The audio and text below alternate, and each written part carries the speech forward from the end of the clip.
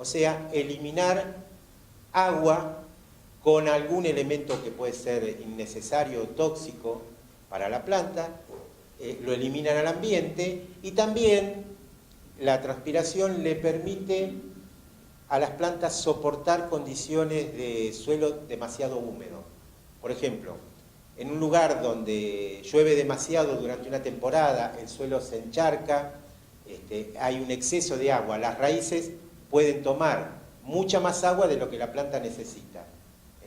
¿Qué hace el mecanismo a través de las hojas? Es eliminar el exceso de agua y devolverlo al ambiente. Es lo que sucede en la zona selvática.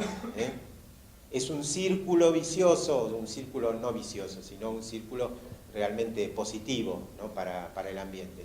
Que como son zonas donde hay mucha lluvia, las raíces toman mucha agua del suelo, pero la envían a la atmósfera, y por eso es común que en las zonas selváticas haya permanentemente un ambiente muy cargado de humedad, un ambiente donde en determinado momento se siente como una llovizna. Es producto de esa humedad que las mismas plantas sacan del suelo y la envían al ambiente.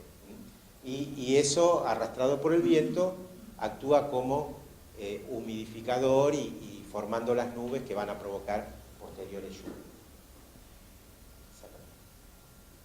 Bueno, en cuanto a hojas, lo que nos importa más a nosotros es conocer los tipos de hojas, las formas de hojas, porque eso es lo que nos permite clasificarlas y lo que nos permite ver qué podemos usar de acuerdo a las características. Aquí tienen dos tipos de hojas. Tienen hojas simples, las dos hileras de arriba, tienen hojas simples y tienen hojas compuestas. ¿Cuándo decimos que una hoja es simple? Cuando, como estas, este grupo hasta ahí, es un roble, son hojas que tienen una sola lámina. Acá tiene, por ejemplo, hojas simples, una sola lámina.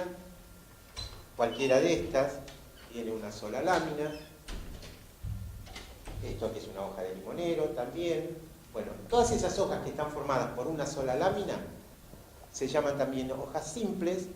Y en el otro caso tenemos hojas compuestas, compuestas por un conjunto de folíolos, como esta, la de arriba.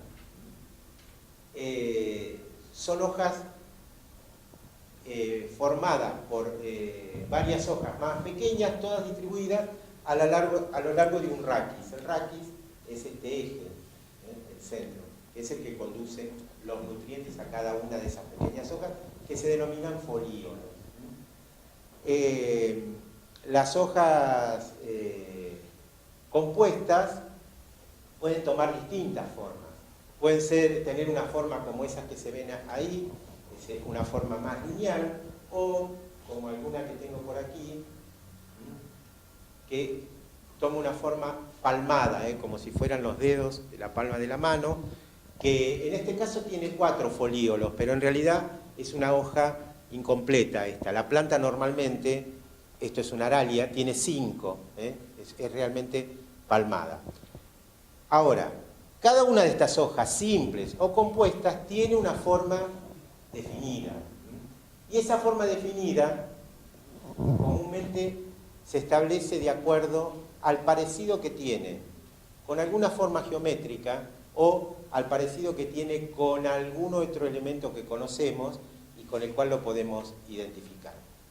Entonces hay hojas que decimos que son redondeadas, hay hojas que son aciculadas, como las hojas de pino, que son acículas, es aguja, en forma de aguja. Hay hojas que son redondeadas, acá redondeadas no tengo ninguna, y también pueden tener... Sí, esta es en realidad una hoja con la punta un poco redondeada, pero no es netamente redondeada. Bueno, esas hojas tienen distintas formas. Hay hojas que se llaman reniformes, porque tienen la forma de un riñón. Entonces, son maneras de diferenciarlas. Y otra manera de diferenciar distintos tipos de hojas es por el borde. Y entonces, por el borde las hojas pueden ser con borde liso, como estas que tenemos por acá, que son hojas que tienen un borde liso, y hay otras hojas que tienen un borde aserrado. No sé si traje alguna. Acá. Esto es una ramita de menta. Esto después, cuando hacemos el break, se pueden acercar y verlo. Tiene un borde como un serruchito. Ese borde aserrado, que puede también tener distintas características, nos permite hacer toda una clasificación de las hojas y nos permite diferenciarlos, porque a veces dentro de un mismo grupo, de un mismo género o de una familia, hay distintas plantas que las podemos confundir porque son parientes en cierto modo, pero podemos diferenciar una de otra de acuerdo a estas características que pueden ser de la hoja. Y otra característica que nos permite diferenciar, y sí tiene mucha importancia desde el punto de vista del diseño, es el color. Si bien la mayoría de las hojas tienen color verde, porque lo que predomina es el pigmento clorofila, pero hay algunos casos donde existen otros pigmentos en la hoja que enmascaran a la clorofila. No quiere decir que no esté la clorofila presente, la clorofila siempre está, porque es la que permite producir la fotosíntesis. Pero los otros pigmentos tienen un color más fuerte, están en mayor cantidad, entonces enmascaran a la clorofila y podemos tener hojas permanentemente con coloraciones, por ejemplo, rojizas. Esto es un prunus, una ramita de prunus, que todo el tiempo tiene esa coloración rojiza. Incluso dentro de la misma familia hay distintas coloraciones rojizas. Esto nos permite, cuando hacemos un diseño de un parque, de un jardín, incorporar un elemento más que puede ser atractivo sobre todo en los periodos del año o en los momentos del año en que no tenemos flores. La estrella del diseño siempre son las flores, porque es lo que muestra más colorido. Pero en algunos casos se puede jugar también con el color de las hojas o también con las formas y las texturas que tienen las hojas también para lograr distintas composiciones. Y otra posibilidad es que las hojas tengan lo que se dice un variegado. Variegado quiere decir que tiene una mezcla entre el color verde y un variegado puede ser en blanco o en amarillo. Este es bastante amarillento, blanco no traje ninguno, pero el variegado puede ser de distinta intensidad, puede ser en blanco, puede ser en amarillo. Escuchan el nombre de una planta y es la misma pero variegada. Claro, de muchos arbustos, por ejemplo, es común conseguir en un vivero la planta verde y la planta variegada en alguno de estos dos tonos. El variegado es un tema interesante porque el variegado depende de la luminosidad que la planta recibe. Si nosotros plantamos una planta con hojas variegadas en un rincón que con el tiempo se puede transformar en muy oscuro, el color blanco o amarillo se pierde y predomina el verde. Si esa misma planta nosotros la sacamos a un lugar donde tiene más luminosidad, recobra el blanco o el amarillo y disminuye la superficie con verde. Entonces hay que tener en cuenta que este tipo de plantas, esta es una hoja lineal, donde prácticamente la mitad de la hoja es blanca, la otra mitad es verde. Este tipo de plantas necesitan tener buena luz durante todo el tiempo, porque si no el variegado se pierde. Entonces no tiene sentido hacer un proyecto donde incorporamos plantas con esa característica y resulta que después se pierde totalmente. Por lo tanto hay que tener en cuenta, sobre todo, el tema de la sombra. Cuando hacemos la composición, tratar de que una planta no crezca demasiado y tape a la otra y le provoque sombra, porque entonces la idea original con el tiempo se pierde. En el caso de las coníferas, que hay algunas que están así también veteadas con amarillo, con sí. verde, ¿también es variegado? También, sí, puede haber Sí, alguna que es una variedad que tiene como las puntitas. Claro, sí, son variedades. Tienen las puntitas amarillitas. Son variedades. Bien cono y que son bien verdes, pero con un amarillo. Sí, sí, sí. Con amarillo también hay con blanco. Distintos tipos de coníferas tienen esa posibilidad. En muchos casos, y ustedes lo van a ver si van a preguntar a un vivero, sobre todo en el caso de las coníferas, son plantas más caras. ¿Por qué? Porque no son tan fáciles de obtener, no se reproducen tan fácilmente, muchas veces hay que recurrir al injerto, a trabajar injertándose, a no produciendo directamente de semilla, entonces normalmente son plantas más caras. A veces el variegado, y este es un dato que puede ser curioso, a veces el variegado no corresponde a una cuestión totalmente natural de la planta, sino que se debe a la presencia de un virus. Un virus que produce esas manchas. Es un virus que convive con la planta. O sea, normalmente uno tiene la noción que los virus son nocivos, tanto para las personas, los animales, como para las plantas. Sí, la mayoría de los virus son nocivos, pero en algunos casos, algunas plantas tienen un variegado que está provocado por un virus que convive con la planta. Nunca la va a matar a la planta, va a vivir, se van a llevar bastante bien. Lo único que van a notar es que esa planta tiene un crecimiento mucho más lento, porque es una planta que en cierto modo está creciendo enferma, está creciendo invadida. Entonces va a crecer, se va a desarrollar, pero el crecimiento es mucho más lento. Eso se da, hay algunos casos, esto comúnmente se llama, es un hibiscus, se llama farolito chino. Hay algunas plantas de farolito chino con el follaje variegado, y ese follaje variegado se debe a un virus. Y la planta frecuentemente se ve. Bueno, con respecto a la forma no habría mucho más que decir.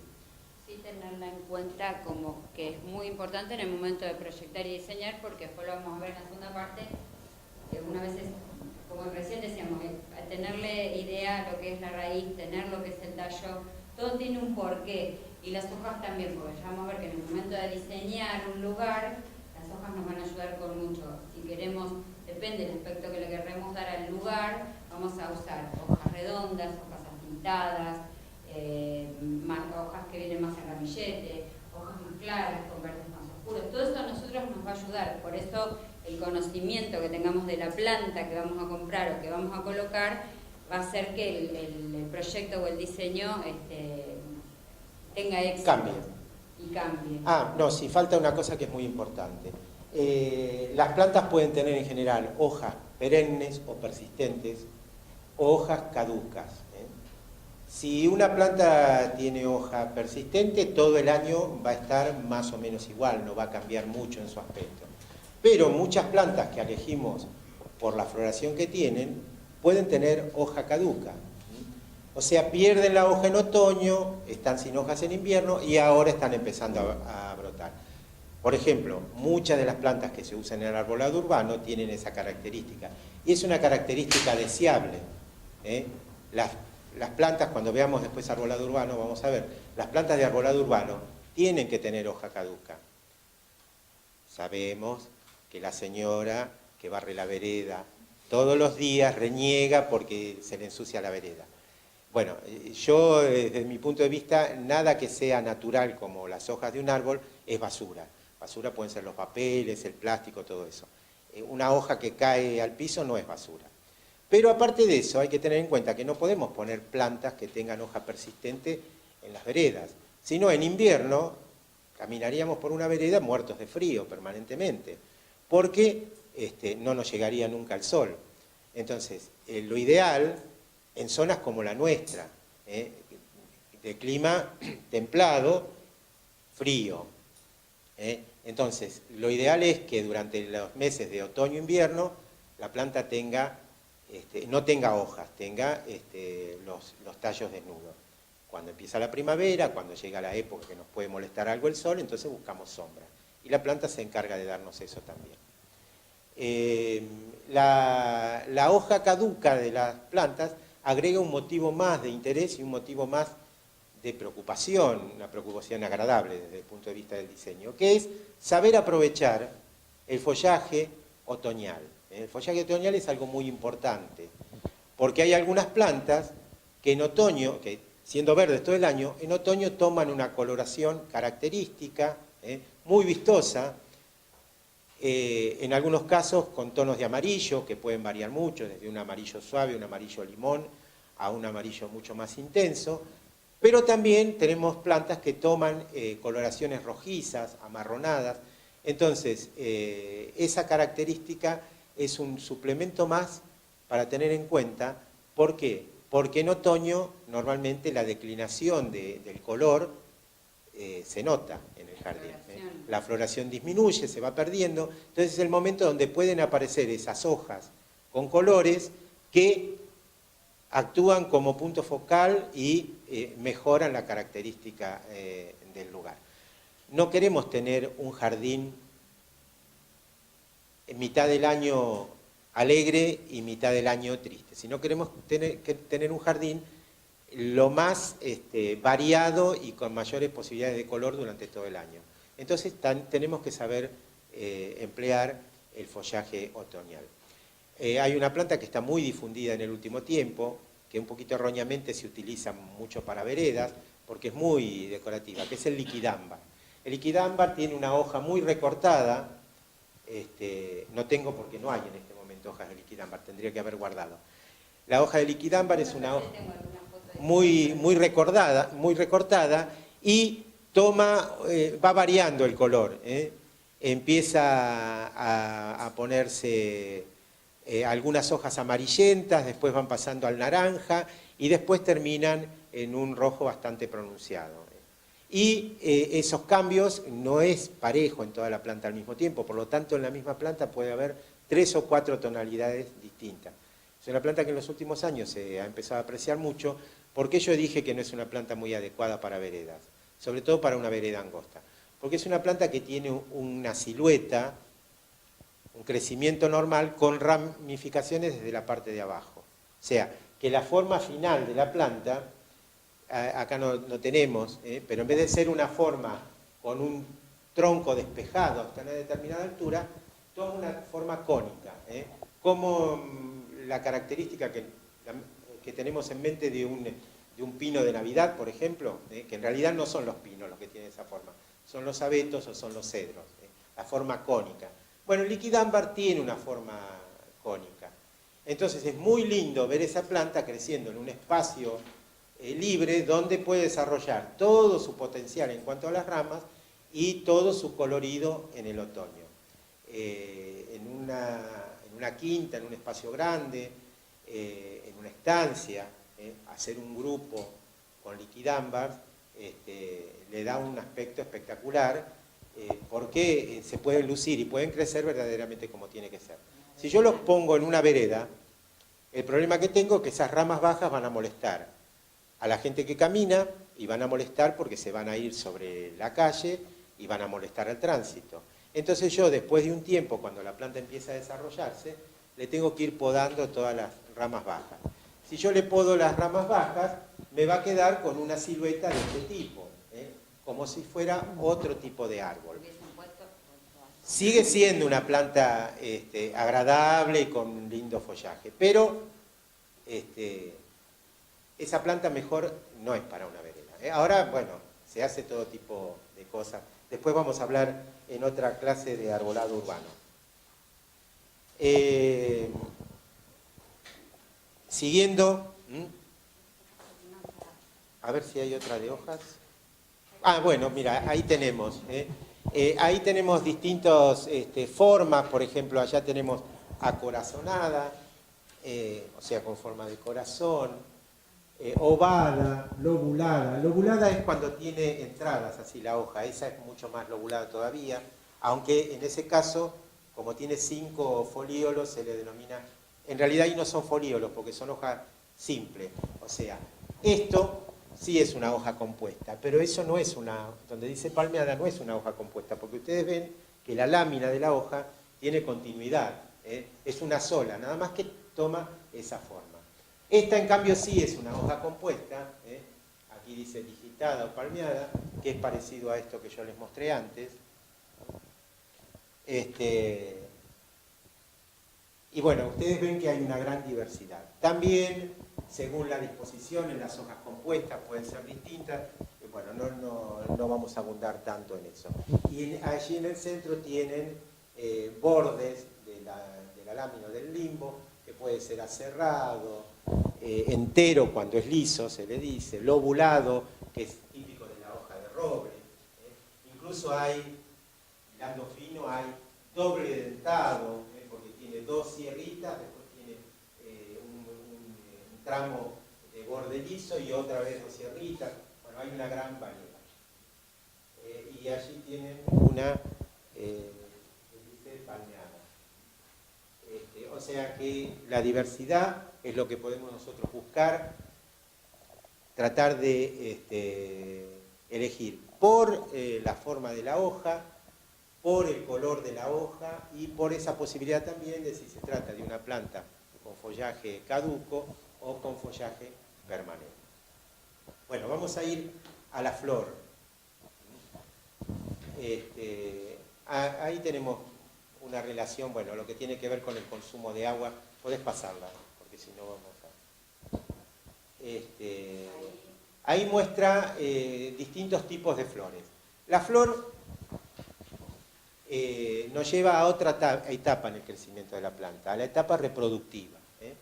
La flor es el comienzo de la etapa reproductiva de la planta, va a seguir con la formación de frutos y, como consecuencia de la formación de frutos, con la aparición de semilla, que es una de las maneras más simples y más comunes de reproducir, aunque no todas las plantas se pueden reproducir de esa forma. Aquí arriba dice inflorescencia. La diferencia es también, como en el caso de las hojas, si una flor es simple o es una flor compuesta. Estas que tenemos acá son todas flores simples, o sea, tienen un pedúnculo floral, que es el tallito, y a continuación una sola flor. En cambio, en este caso, se trata de una inflorescencia. ¿Por qué? Porque sobre ese tallo hay conjuntos de flores formando una especie de racimo. Racimo es una de las formas, hay muchas formas de flores compuestas. Ahí tienen ustedes algunas. Por ejemplo, esto es típico de las gramíneas. Las flores adosadas al tallo, como si fuera una espiga de trigo. Aquí tiene otro caso, que es el caso de una flor del tipo del girasol. Sobre un receptáculo, que es esta parte, arriba están todos los elementos florales. Y aquí es lo que se llama un racimo, distintas flores sobre el mismo tallo, y en el otro caso, no, pero eso no es racimo. Ah, sí, sí. Y en el último caso es la umbela, que es, por ejemplo, ustedes lo deben conocer, es la flor que tiene una cebolla, por ejemplo, que es como una forma redondeada, que a veces puede ser completa, puede tener hasta hacia abajo, son distintos tipos. Bueno, eso es lo que se llama umbela. Son todos tipos de flores compuestas o inflorescencias. En cambio, esto que tenemos acá son esos distintos tipos de flores compuestas. Pasa la otra que debe haber florecido. Esa es la estructura de una flor. En una flor vamos a encontrar elementos que se denominan externos y elementos que son internos. Los elementos externos actúan de protección de los elementos internos, porque en realidad los elementos internos son los que cumplen la función reproductiva verdaderamente. Entonces necesitan cierta protección. Los elementos externos son el cáliz, que es lo que está más afuera de la flor, que tiene normalmente una coloración verde, aunque no siempre es así. Estas pequeñas hojitas que están acá en la base, esto forma el cáliz. Son pequeñas hojitas, se llaman sépalos cada una, en conjunto forman el cáliz. Actúan como sostén, como si fuera una copita que sostiene al resto. Por ejemplo, acá en esto se puede ver también.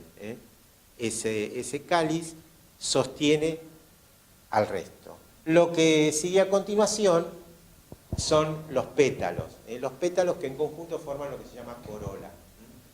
Son lo que más nos interesa desde el punto de vista del diseño, lo que más se destaca, aunque en algunos casos los sépalos, o sea, el cáliz, puede tener coloración y puede tener incluso la misma coloración que los pétalos. Por ejemplo, en la mayoría de las orquídeas, la flor está formada por pétalos y sépalos que están, todos tienen color.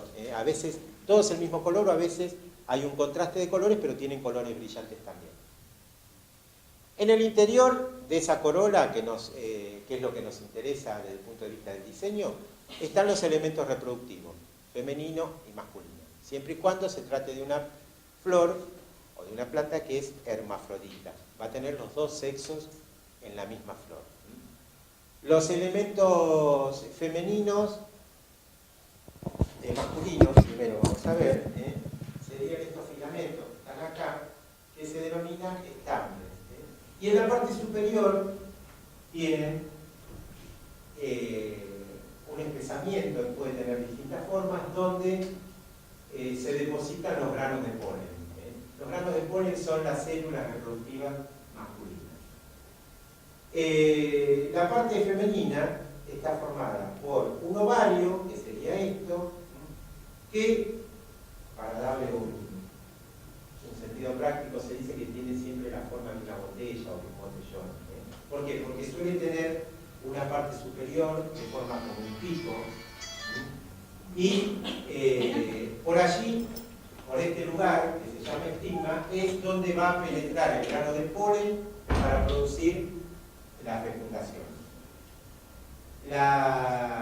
Los distintos tipos de plantas tienen distintas cantidades de estambres, o sea, de estos elementos masculinos, y eso también permite diferenciar unas plantas de otras. Cuando se hace una clasificación botánica, se toma en cuenta diferencias que hay de una planta a otra que pertenecen a la misma familia, precisamente porque una tiene 4 estambres por flor, otra tiene otra cantidad. En el ovario, que es la parte femenina, resguarda en su interior los óvulos, que son las células sexuales femeninas. Entonces, el proceso de fecundación se produce en dos etapas. En la primera etapa